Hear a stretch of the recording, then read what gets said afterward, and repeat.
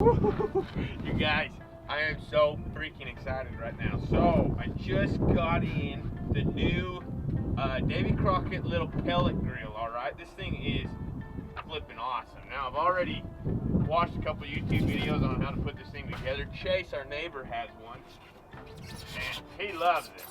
But this little thing, I got it off of Amazon for, I believe I paid $300 for everything on it,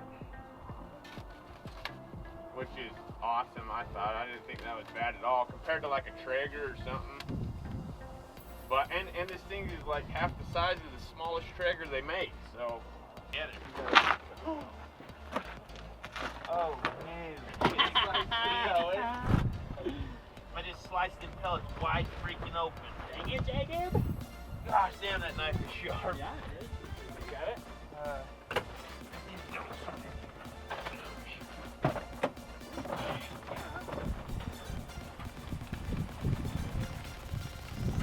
Oh yeah, that's not.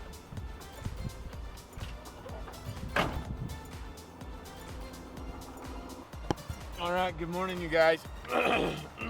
It is a super, what would you call it, blustery day. Blustery? It's super cold right now. I don't know what it is, but everything had frost on it. Thank goodness I let the truck warm up for a while. Global cooling right now. Global cooling. It's a real epidemic.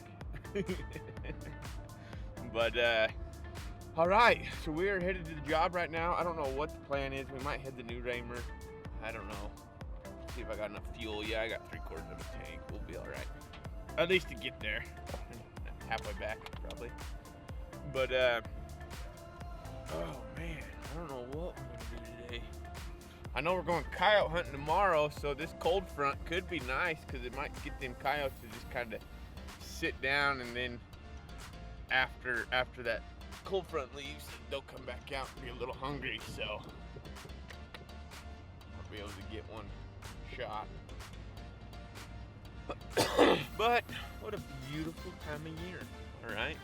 Sometimes it takes a little more motivation to get up in the morning and go to work in the cold. I'm gonna do a whole cold weather series. What to wear, some of the things I've found that really help. And hopefully that will help you guys when you get out here. So, all right, let's go to work. We're on our way.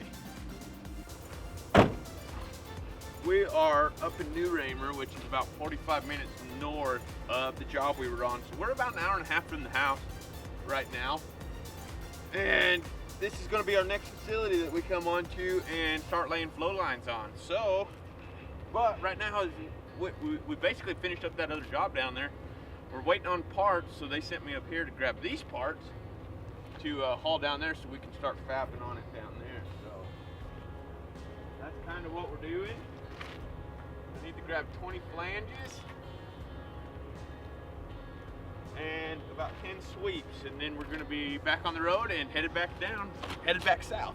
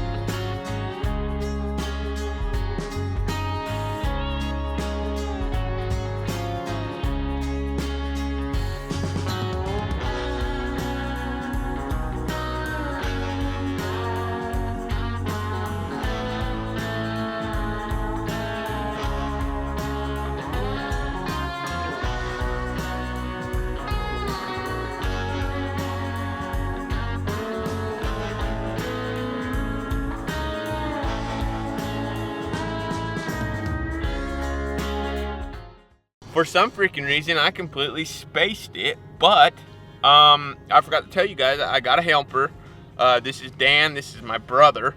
I got a lot of brothers, you guys. I can run helpers for days just off brothers. But Jared decided that this isn't something he wanted to do, which is no big deal. It's not for everybody. All right, not everybody wants to do this. But he went home back to Idaho to get on at the nuclear site out there. So he is applying and trying to get out to that. And in the meantime, he is doing hardwood floors again with my dad and my other brother. I'm telling you, guys, I got a lot of brothers. So, what are your thoughts on this so far as you pick your nose? It depends. I mean, I did this a few months back. Then now I'm getting back into it and loving it. So guys, in my helping career, let's put it this way. For a lot of it, I had really good welders, all right? I had really good guys that, yeah, they'd get on you, they'd ride you, and, I mean, it wasn't always the funnest thing in the world, but I think you learn that way. But then I had other welders that made it a point to make my life freaking miserable, all right? And I'd help them for 4 or 5 months, and then I was just like, freaking out. Peace. I'm out of here. I don't want nothing to do with you anymore. Which, I mean, I don't know. That's just part of it. Sometimes, I guess, just you get people that are very ignorant and very high-headed folks. All right? They just think that everybody owes them something for being a welder, and I'm like, no, guy. Nobody owes you a frickin' thing. I am a welder helper. I don't do everything. I help you. But anyways, it's a good way to learn. I mean, everybody's got to learn some way. And if you can stick it out with some welders, then you're going to be a lot better off than jumping around from welder to welder. But I guess it'll be not necessarily better off, just a quicker process. Because you don't have to relearn everything. Because you don't have to really, I don't know.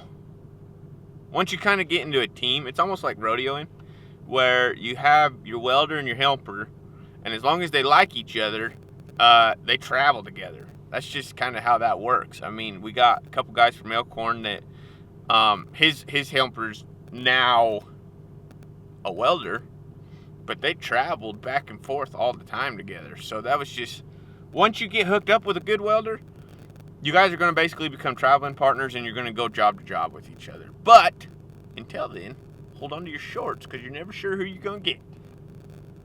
All right, I'm going to start throwing leads down in this hole so that when it comes time, we are freaking ready to rock and roll, and ain't nobody waiting on us. All right? Come on, let's hurry and do that.